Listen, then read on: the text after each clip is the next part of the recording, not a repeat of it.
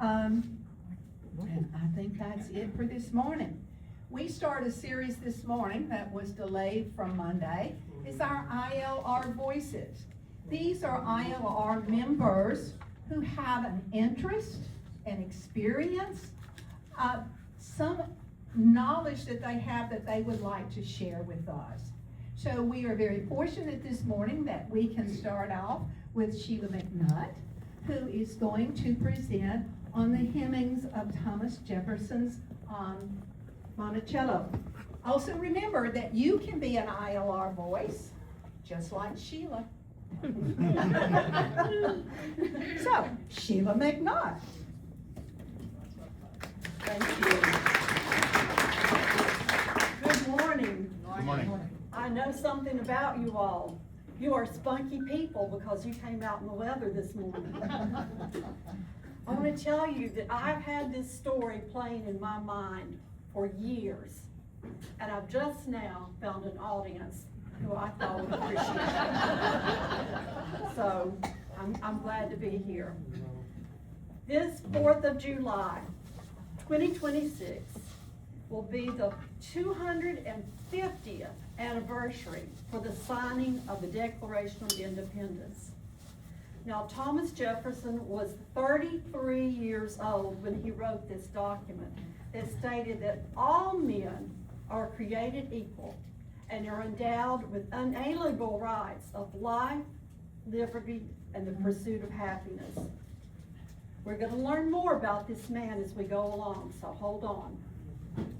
But what if this coming 4th of July, 2026, if we had a broader understanding of the people who lived then maybe it would be more meaningful to us. That's my goal. So we're going to be talking about some history from neighbors from history is what I'm calling them. Now, the Hemings family were an enslaved people who were owned by Thomas Jefferson. I'm going to be calling him Jefferson Law because I'm going to say his name a lot. But there are three main characters that we're going to be talking about. The first one is President Thomas Jefferson himself. The second is the whole family of Hemings family, and we can't talk about all of them, and they're all so interesting, but I've had to narrow it down today.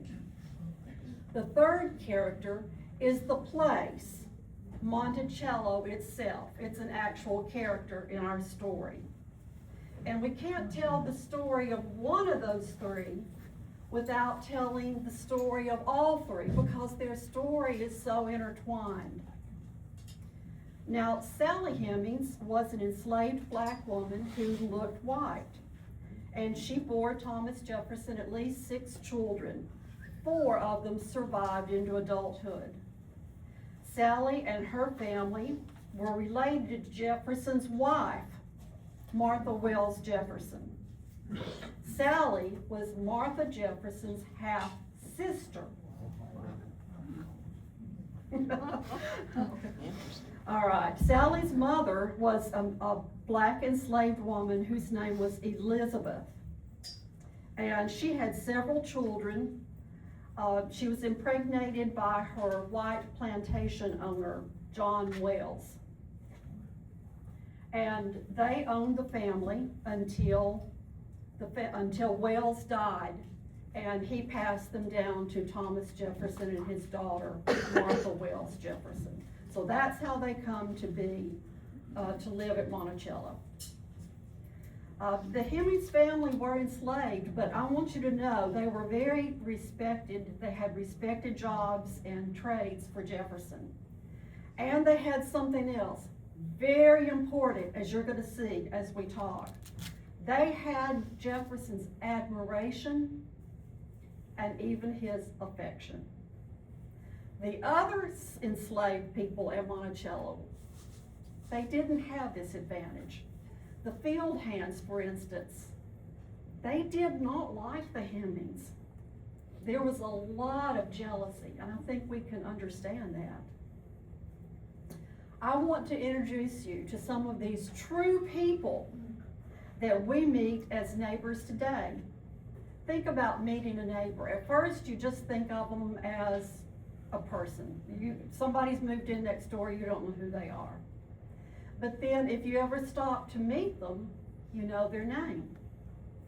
You know, well, so-and-so is the father of this kid and the wife to this person, and his job is this, and his interests are this. So now, you can't ignore them anymore. If you see them out in the neighborhood, you may wave your hand at them. You may even stop and say, hey, how are you doing? But once you meet these people, you cannot ignore them.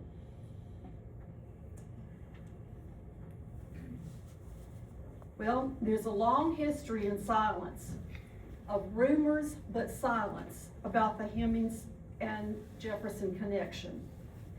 Local people actually knew what was happening on the mountain. The Charlottesville people did.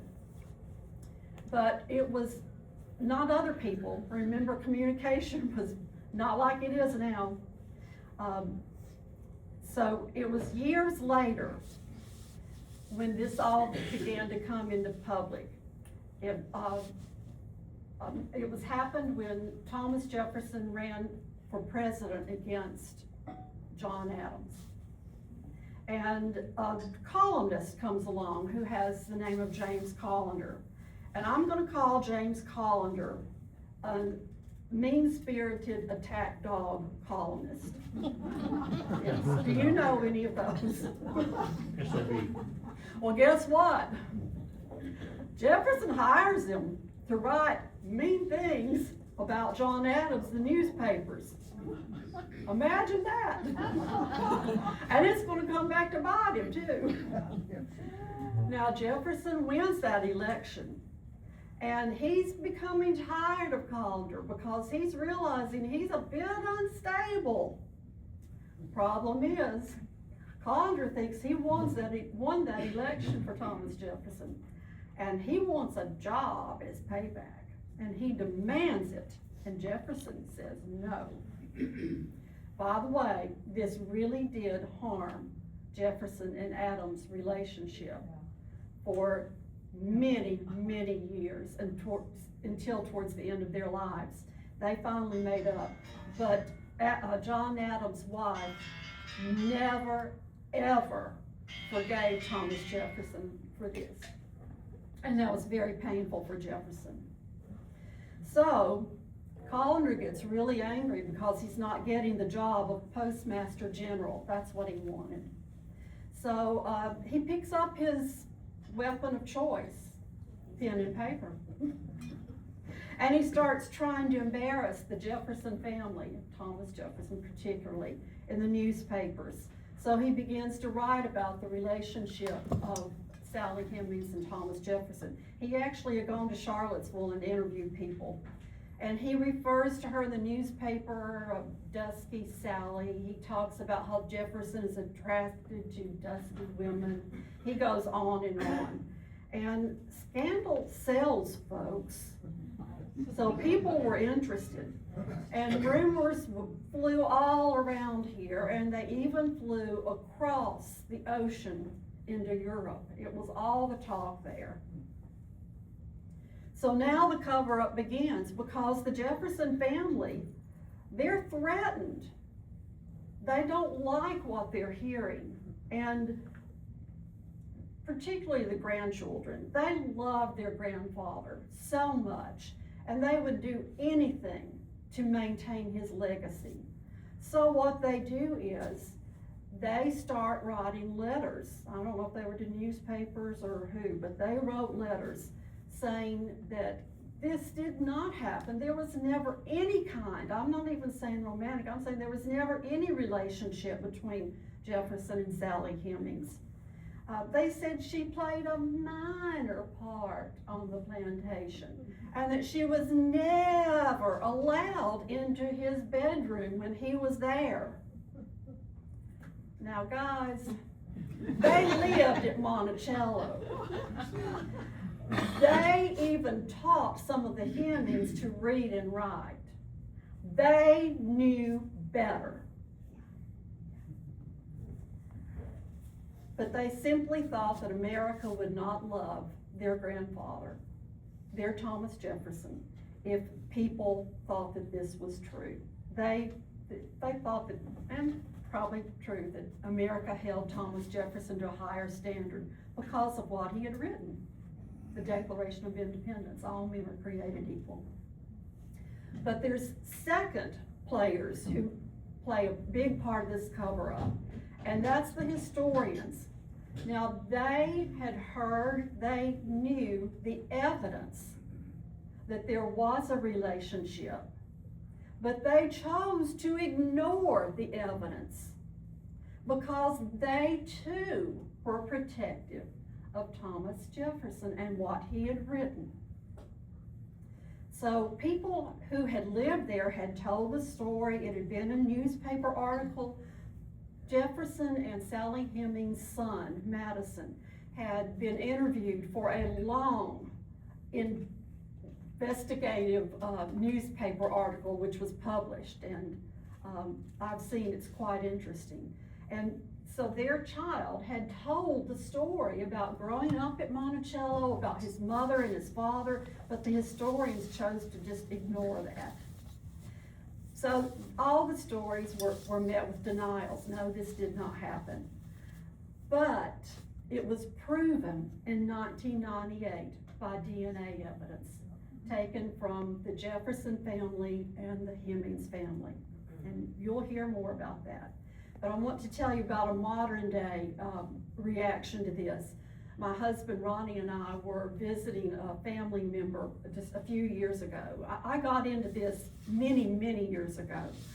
We were visiting somebody a few years ago, and just in conversation I told about my interest in all things Monticello. And he said, "Do you know what those people are trying to do to tear that man down?" So you might imagine what I would have said. Then I told a history teacher, a high school history teacher friend of mine, and she told me, "That's not true." So this Conley denial it's been rectified, but not totally today. I told you we would meet some neighbors from history, so I want to briefly introduce you to Madison Hemings.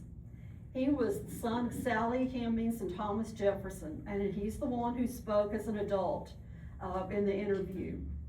And he wanted the truth to be told. So I'm going to tell you that I am 100% positive that Madison Hemings would want me here today and want you here today in this basement of this church hundreds of years later. He would want me telling this story, and I tell it to honor these people, all of them. Now, let's meet Thomas Jefferson. He's 6 feet, 2.5 inches tall. So he's a tall man with sandy red hair. He's brilliant, and he loves intellectual discussions. He thought big ideas, like starting a new country. He had many inventions. He did not invent this silver cup, but he did design it. This was given as a gift to me. He had a big interest in architecture. He designed Monticello, and he designed the University of Virginia. He was a meticulous record keeper, and he always walked around Monticello out in the fields with a notepad and a pencil in his pocket so he could jot down his ideas. And he had lots of ideas. I told you he was brilliant. He wrote and kept copies of his handwritten letters, over 20,000 letters, and we have them today in our archives. So we know a lot about this man and what was happening. He wrote about the Hemings in these letters. He kept detailed plantation records, but I got to tell you, This brilliant man could not deal with conflict.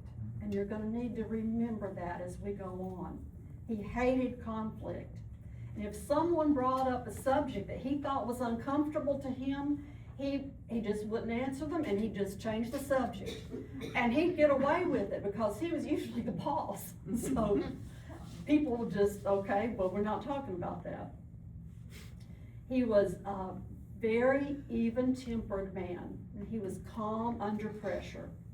According to his son Madison, and this is important, folks, according to his son Madison, he was kind to everyone the same. So now you're getting not just a political picture of him, but you're getting a picture of Thomas Jefferson, the man. He never raised his voice. He was soft-spoken. Big ideas, stays calm. Is he beginning to sound like the makings of a presidential candidate to you? Now, in the current play, Hamilton, there's a song called In the Room Where It Happened. My room where it happened, where I became interested in this story. My husband asked me on the way over here, whatever possessed you to do this? Well, this is the room where it happened. I wasn't thinking about speaking, but it's what got me interested. It's the deathbed scene of Thomas Jefferson's wife, Martha Wells Jefferson. I want you to remember her maiden name, Wells. It's going to come up again. The room is quiet. Martha is short like me, thinner than me, and she's frail. Her pregnancies and her childbirth have been very dangerous for her. Childbirth and postpartum, that's what killed women then. As a matter of fact, Thomas Jefferson has a daughter who also will die of childbirth and postpartum later on. Now, Jefferson's wife Martha's been in the bed for weeks after her last birth, and Jefferson wouldn't allow anybody else but family in to take care of her. He took very good care of her. He knows that the end is near, but let me tell you, he is nowhere near prepared for her death. And truly, he doesn't ever get over her death. Martha Jefferson calls the slave child Sally over to her at her deathbed, and she gives her a memento,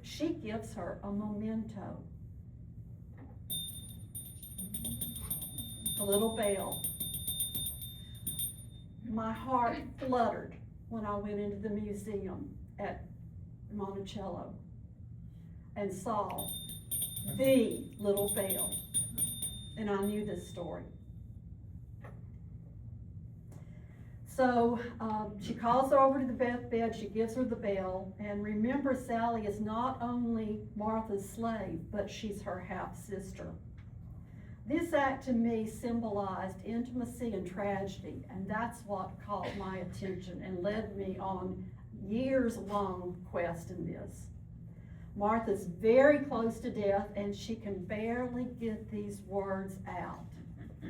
But to Jefferson, she says,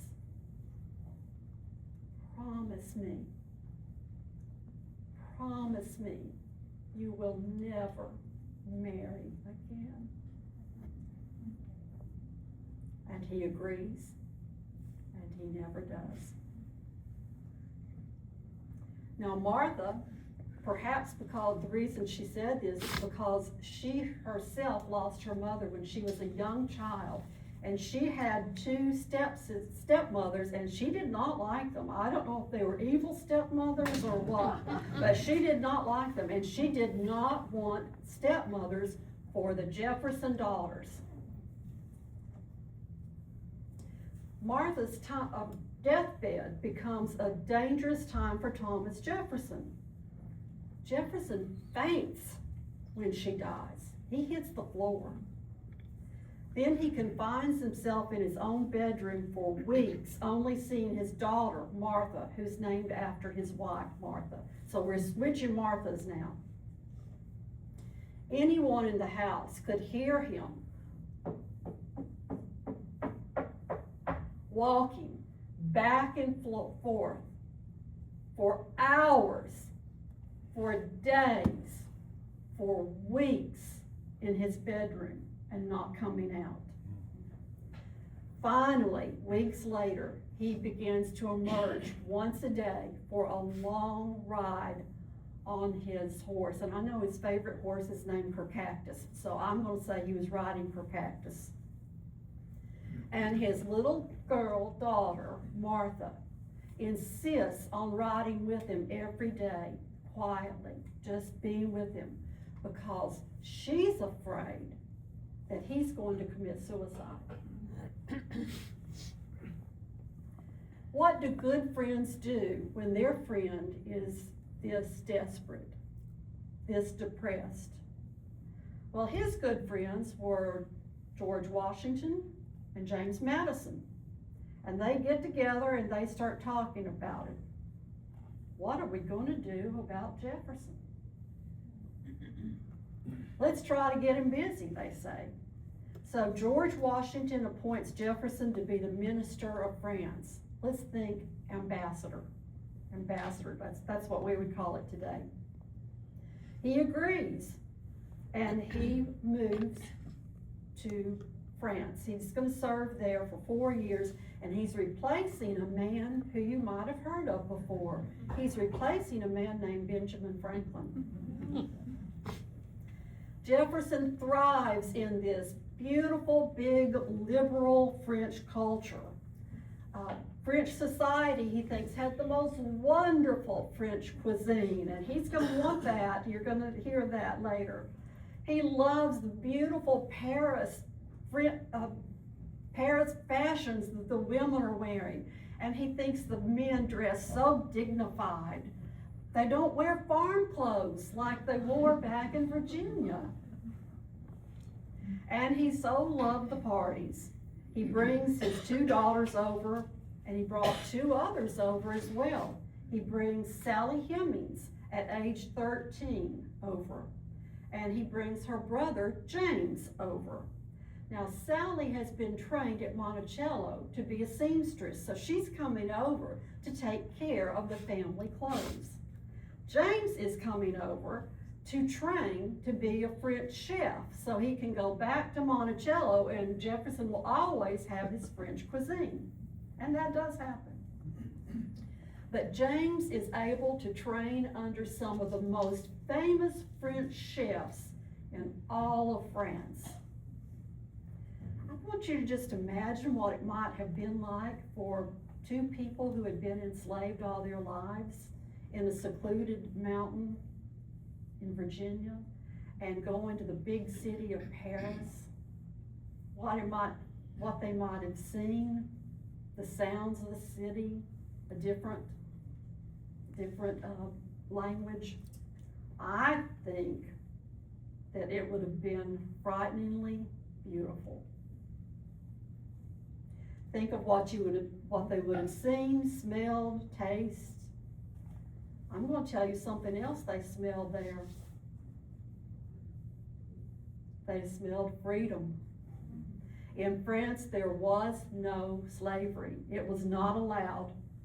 So James and Sally Hemings are able to move about French society in freedom. They experience autonomy for the first time in their lives. They know what freedom feels like. Jefferson pays them a salary, and he pays them a bigger salary than most French people are paying their employees. He even allows James to go off and do odd jobs and make more money for himself. But there's a lost opportunity here. James and Sally could have filled out papers applying for their freedom. They were there 3 years. They would have been granted this. It would have been automatic. They did not do it. They did not apply for freedom. Hundreds of years later, the question will lie with us. Why? James hires himself a French tutor because he wants to speak French fluently. He likes to wander off and do things on his own so much that Thomas Jefferson later writes about him. He says, James has traveled to Spain. Perhaps he'll go to the moon next. James Hemings does become a French chef extraordinaire. The foods he cooks and brings back to Monticello are the foods that are still on Americans' table today. Macaroni and cheese, James Hemings. Cream brulee, meringue on the top of pies, savory, creamy, rich sauces, whipped cream, and French fries. Now, my mother died last year at the age of 101.5. I thought she made the best macaroni and cheese in all the world. James Hemings brought the food over that would give me the memory of love. I'll bet food does that for you too. Makes you think of things that are loving to you.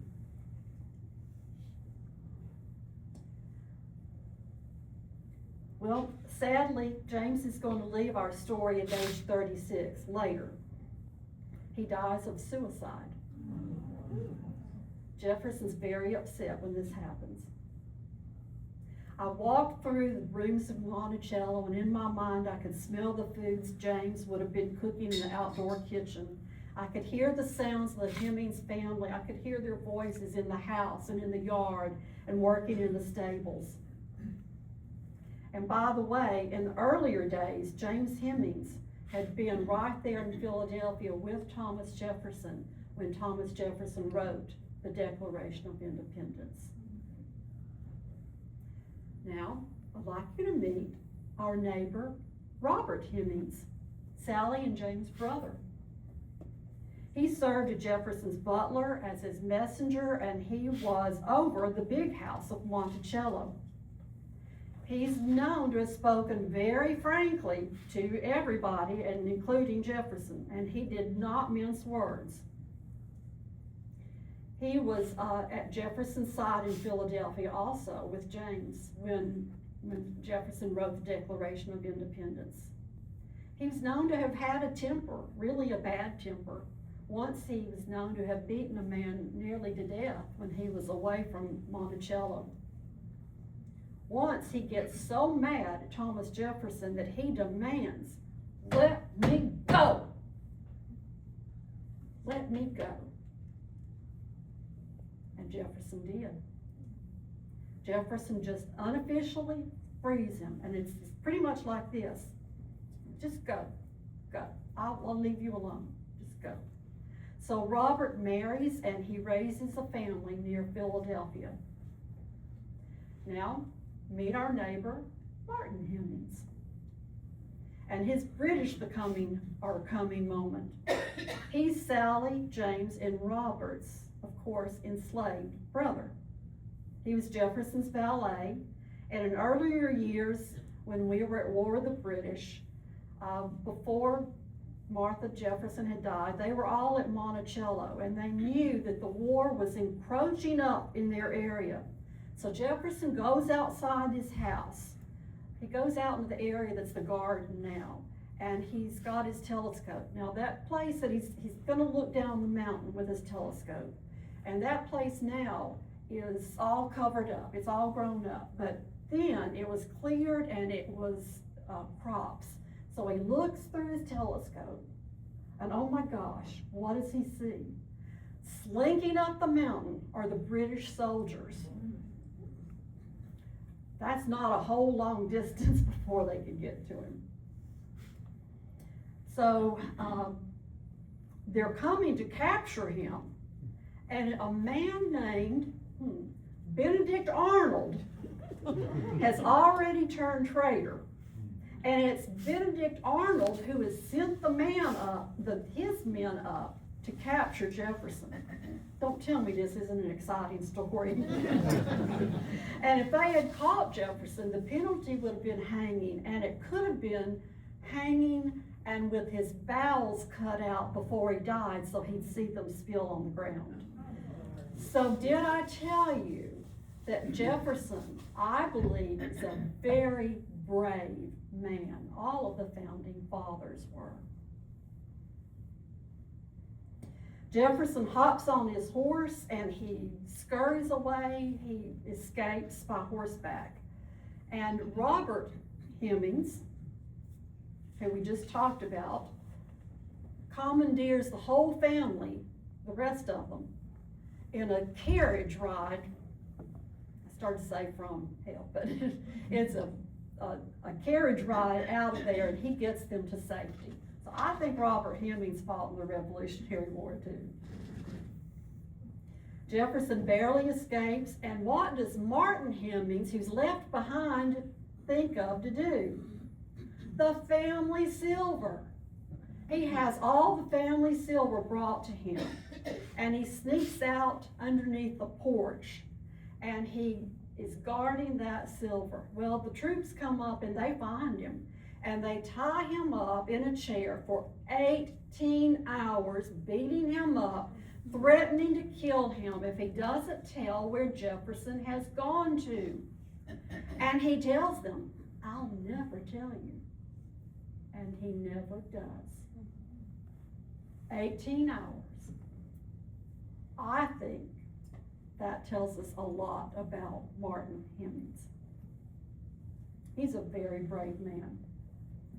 Now I want you to meet another neighbor, John Hemings, one of my favorites. He's Sally's uncle. He's a master carpenter, a joiner. He's so well known and appreciated by Jefferson that he calls him an artist. And he has extremely good woodworking capabilities. So he makes a lot of the furniture that's in Monticello. Even you can go and see it today. I was able to run my hand over a cabinet that he made, and I just kept thinking, James Hemings touched this. I can't believe I'm able to touch it. But Monticello allows you to do some of that. A replica of the cabin that he built for he and his wife Priscilla is on Mulberry Road today. It's small, but when I walked in it, I recognized the wallpaper. I had forgotten about it, but I recognized it. The wallpaper that was in this enslaved man's cabin looks kind of like a fox hunt. You know how people dress on fox hunts and they're on horses? That's what that wallpaper looks like. And I thought how interesting that wallpaper was out in this small cabin, which is not fancy at all. But I recognized it because I had read a letter that his granddaughter had written, and she described it. Well, that led me to thinking about what a wonderful job I think the Thomas Jefferson Foundation does in telling the stories of Jefferson, of the Hemings, of all the enslaved. I think they do a wonderful job. And just to compare, I'm not trying to throw anything off, but George Washington, they don't tell the story of the enslaved at Mount Vernon. So I think that Monticello is really a model for teaching history. Now, Jefferson does unofficially free John Hemings in his will, and he gives him money and a small piece of land to live on for the rest of his life. But even though he was free, he wasn't able to enjoy life a lot longer because Priscilla dies, and he has a hard time getting over her death. Another highlight for me, my personal story, was when I walked into the museum, and at one end I saw the tombstone that John Hemings had actually carved for Priscilla Hemings. And when I saw that tombstone, I saw love. And it's unusual for an enslaved person to even have a tombstone. So that was a special moment for me. John and Priscilla loved each other. They had no children. And they would sit around at night outside the cabin, and the other enslaved would sit around in a circle with them, and John and Priscilla would tell Bible stories. They were a very religious couple. Now I want you to meet an interesting man named Joseph Fawcett, one of my favorites. He's an enslaved, very skillful blacksmith man. His work is also very much admired by Jefferson. Now, Joseph Fawcett is also unofficially freed in Jefferson's will, and he's given money and he's given land. But something known as the Great Tragedy happens. Jefferson has, in later years, let his debts pile up high. They are enormous, and he doesn't know it. He is shocked by it. He is not good with money, and he dies a broke man. And he leaves all of his debt to his family. They quickly lose Monticello. There's no money left at all to even keep it going. You can't even keep it up. But the great tragedy happens is when a slave owner dies with no money. His slaves are auctioned off and the families are broken up. Some were sold to landowners in the Deep South, and they all dreaded going to the Deep South. They did not want to go to Georgia in particular. So today, you can stand on the back steps of Monticello. That is where the great tragedy took place. That is where the auction took place. I stood there and I could feel the panic.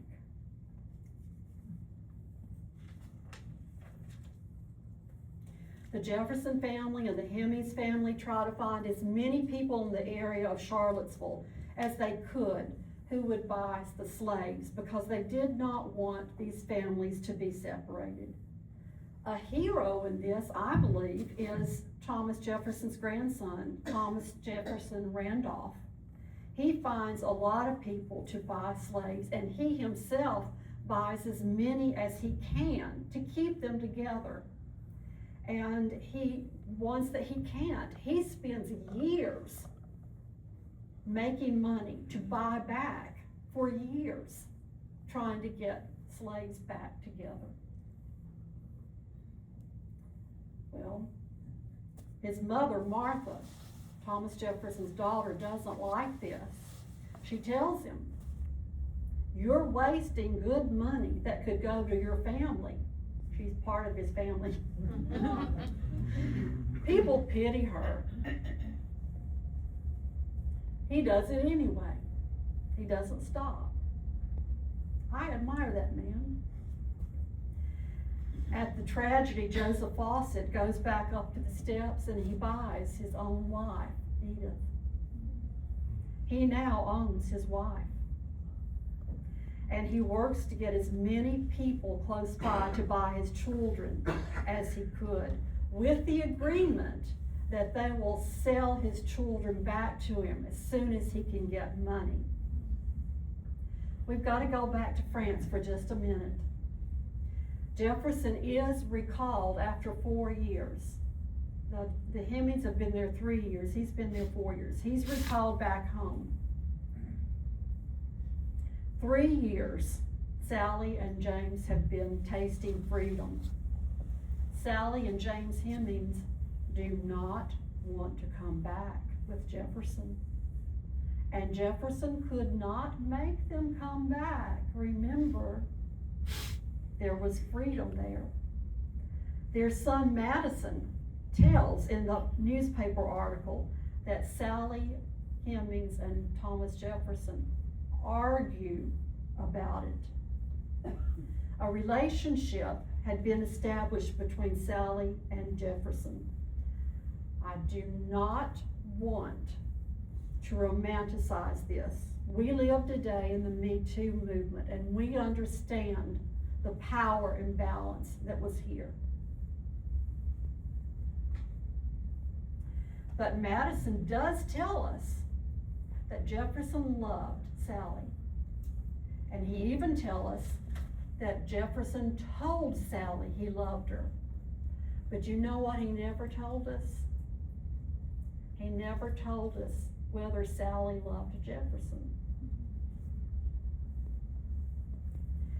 Now, Sally has an extraordinary act of power and bravery in France. In a big power play, she begins negotiating with the, I'm going to call him the ambassador to France, Thomas Jefferson. Let that sink in. What does that tell you about Sally Hemings? Maybe you're beginning to see a different side that you hadn't thought of. She has two terms. One, I do not want my children to be slaves. Two, you will set our children free when they are adults. I want you to remember that Jefferson did not like conflict. And here's Sally arguing with him. She puts him into such a tither that he goes to bed with migraines. He would have terrible migraines for days. And she doesn't back down. And Jefferson agrees to the terms. So Jefferson, Sally, James, they all come home. And the daughters, he had 2 daughters there, they all come home and go back to Monticello. And Sally is 7 to 9 months pregnant. Now, Joseph Fawcett, I told you that he was trying to find people to buy his children. He does get his daughters back, but the man who had bought his son, Peter Fawcett, reneges on his promise and won't let him buy his son back. And things are not looking good in the Charlottesville area. They're not safe there anymore. So in dread and grief, Joseph Fawcett takes his family to Ohio, which is a free state, and he's forced to leave his son Peter there. Now, the owner does allow Peter to go and do odd jobs for other people and to make money, and Peter saves that money. So 12 years later, Peter is able to buy his own freedom. And there's a beautiful and glorious reconciliation to his family in Ohio.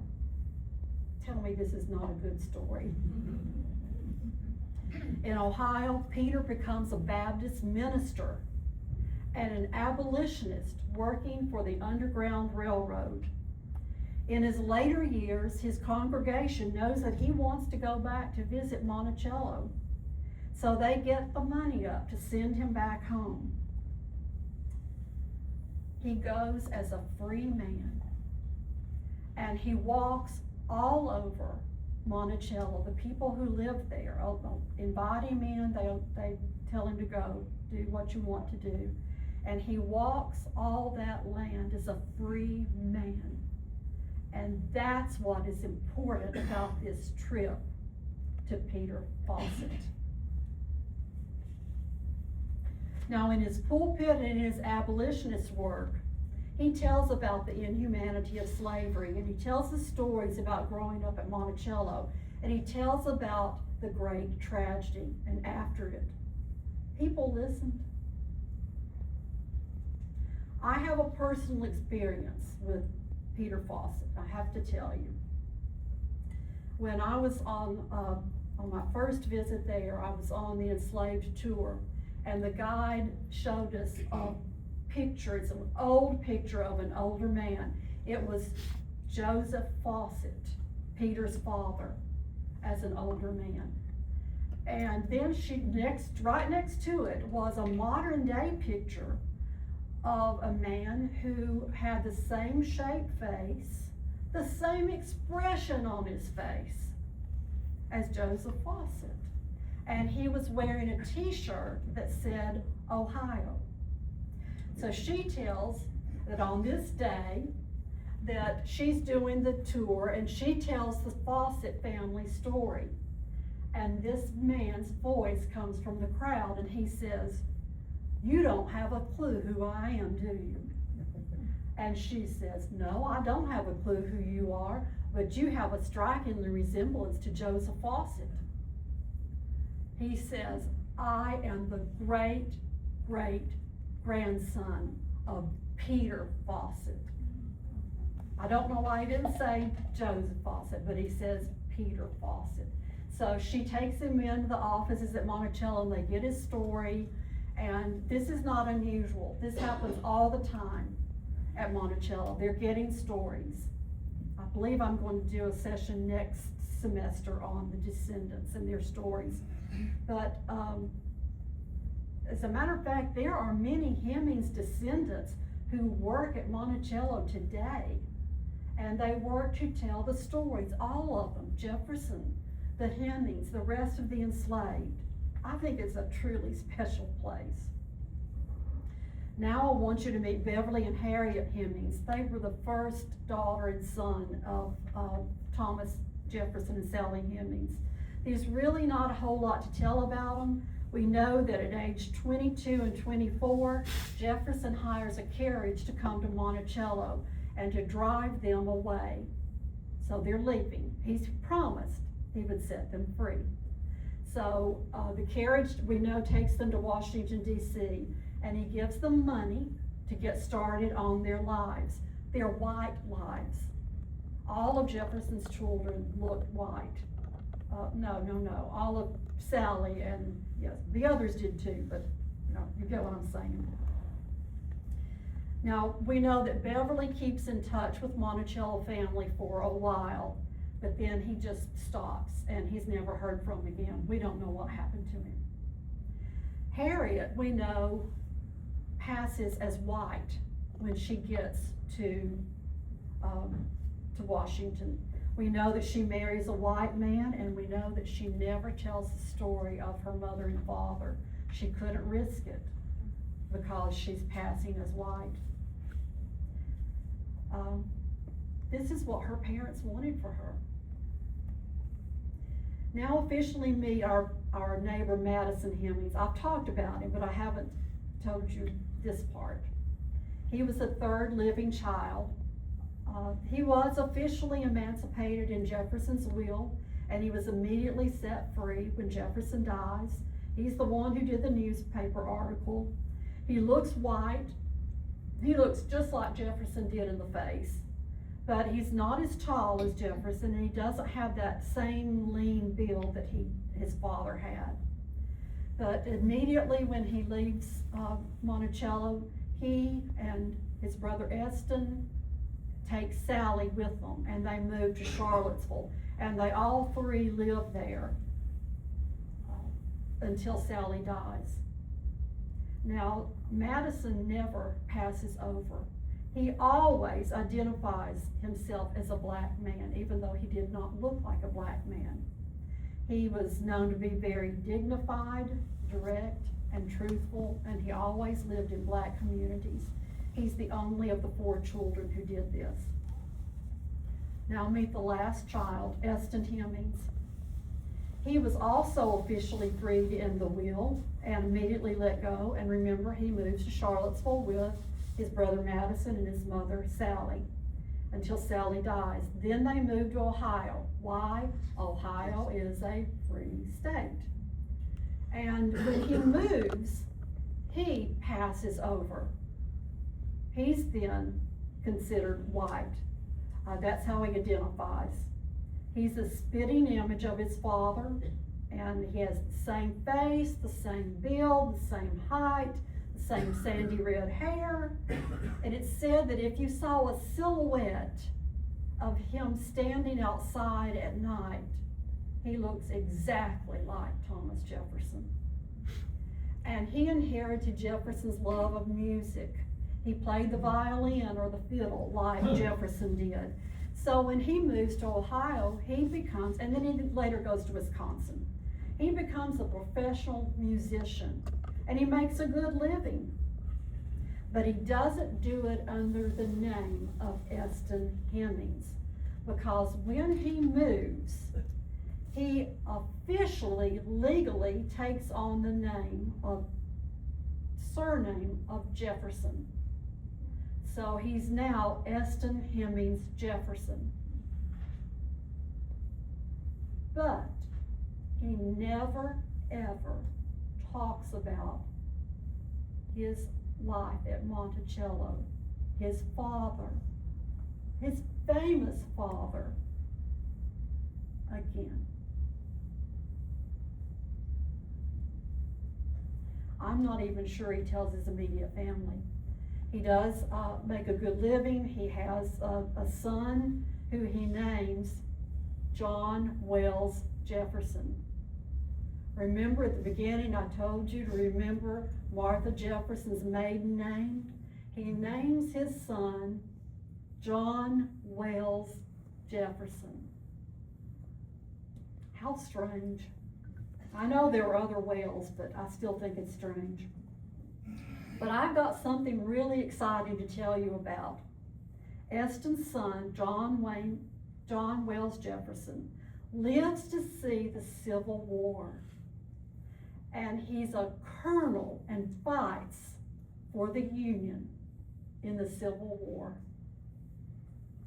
Shockingly, his descendants, for many generations, don't have a clue about their Monticello Jefferson connections. But it's DNA from Eston's family that makes the connection between the Hemings and the Jeffersons. All right, I'm going to speed up here. So Sally Hemings is the true heroine of our story. She's never formally freed by Jefferson, but when he dies, Martha Jefferson simply gives her her time, so she moves to Charlottesville with her children. She is listed in 2 United States censuses after that. The first one is a white woman. The second one, she's listed as a free mulatto woman. And the second census was interesting. It was a census to ask black people if they wanted to go back to Africa. And Sally says no, and so do her sons. So Jefferson's death, he's breaking under financial strain and his age. And he breaks out in boils all over his body, and he seeks treatment at some warm springs. And he develops a severe skin infection all over. It's covering his body. A doctor comes in and nearly kills him by draining him of too much blood with leeches. The people who are standing around are angry at this doctor, telling him to stop. Now he later falls and breaks his leg, breaks his ankle. At the end, he suffers from intractable prostate pain. And he doesn't allow family into the room when he's dying. He only wants Sally and his trusted valet, Burl Colbert, to take care of him. He had them make pallets and sleep on the floor because he didn't want to be alone. I wouldn't either. But it's July, and what's coming is July the 4th, the 50th anniversary of the signing of the Declaration of Independence. He wants desperately to live to see that. So he's in his deathbed, and there's right in front of him on the wall, there is a clock, and I've been told it is the clock. And he keeps looking at it saying, is it there yet? Is it the 4th of July yet? He makes it. They tell him that he's made it. He at 10 o'clock in the morning, they go and get the family and bring them in on July the 4th. And his family comes in, he mumbles his last words, "Where's Burl?" And then he simply goes to sleep and dies.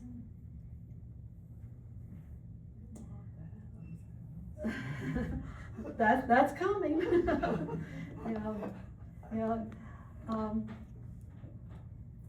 So John Hemings builds his casket, and makes his monument, and he engraves on it the words that Jefferson tells him. He dictates what he wants on there. The words are Thomas Jefferson. Now, I think it's important what he includes and what he excludes. Thomas Jefferson, author of the Declaration of Independence, author of the Statute of Virginia for Religious Freedom, which talks about church and separation of church and state, author, father of the University of Virginia. That's all. He doesn't mention that he had been vice president, president, secretary of state, governor of Virginia. He values religious freedom, liberty, and education. So, the deathbed of John Adams. I heard you. So on this same 4th of July, 470 miles away, John Adams is on his deathbed. And he and Jefferson have made up. Not the wife, but he has. And he too helped write the Declaration of Independence. So knowing he's about to die, he says, only Jefferson survives. He is wrong. Jefferson has already died. But could you have made up a more dramatic story and ending to this?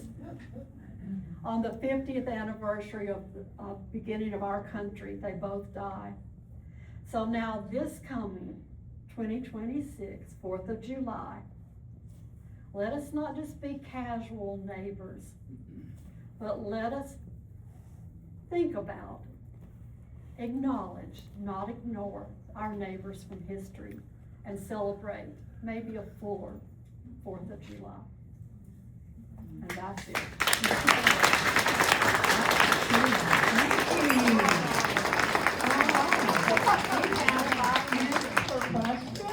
And someone requested also, if you have a question, when I hand you the microphone, please stand up so everyone can see who is asking the question or making the comment.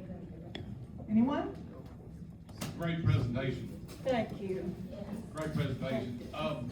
This is the question I asked, this was before the 15th Amendment, which gave voting to blacks. So the ones that moved to Washington that looked white and were white, did they get to vote? I don't know. I bet Tom Osborne knows. They did not get to vote? No, I do not know. You do not know. We don't know. But that's a great question. Dr. Osborne, by next Monday, I will be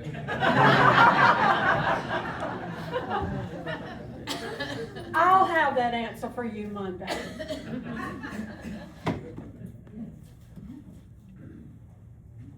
In answer to that last question.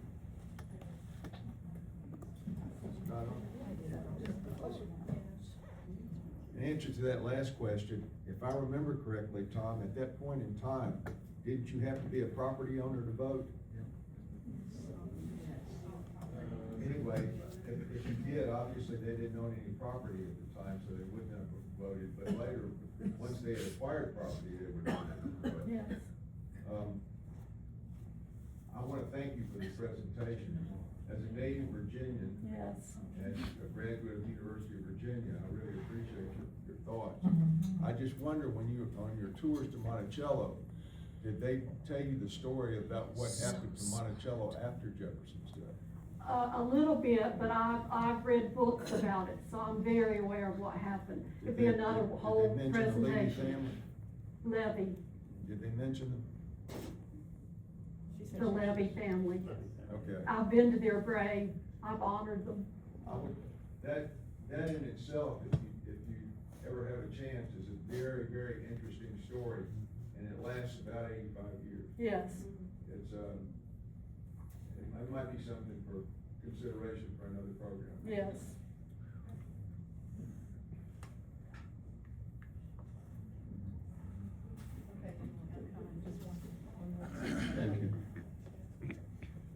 Thank you. In the letters that I read when I gave my presentation, I would say to give an answer to Andy, I would say no. Probably because of the property rights issue at that time. On the other question, about the substance of the disposition of the property at the end. In the letters that I read, Jefferson did not want his remaining family to participate in slavery. He defined it as, even though he inherited his property, he defined it as an economic evil. And that's in his writings as well. Well, he knew it was wrong, but what he said was, okay, here's his thoughts. I have spent my life forming this country. Somebody else is going to have to take over this. So he knew it was wrong. But I didn't know of those writings. I do know he recognized that it was not a good thing. But he didn't dispose of them. He did free some of them. But he had 603 slaves. You mentioned in his will, he unofficially freed some of his slaves, and then he officially freed some of his slaves. The ones who were unofficially freed, did they end up being sold off in the Great Tragedy? And what is the difference between unofficially being freed? Great question. He did not file papers of emancipation for them, but they were simply let go. And it's like, the law is what people allow the law to be. People in Charlottesville knew of these people. So the surrounding area of people, they weren't going to bother them.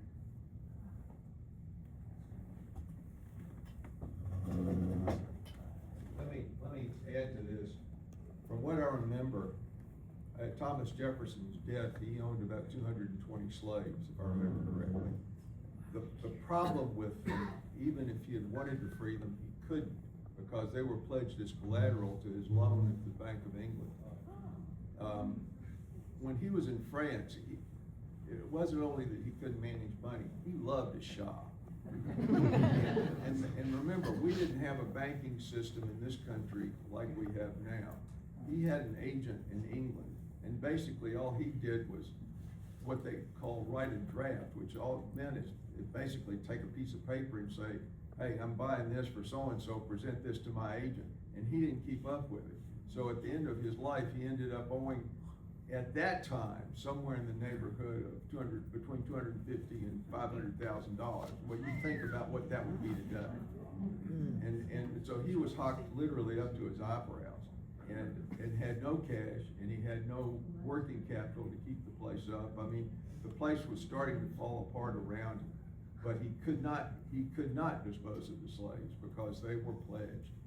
So he was between the proverbial rock and hard place as he was getting close to his death. And also, remember, he had just finished the major portion of building the University of Virginia, and a lot of the university, the construction costs, he paid for himself. So it was, like he said, he had no concept of money at all. Sheila, again, thank you. We will look forward to a follow-up presentation.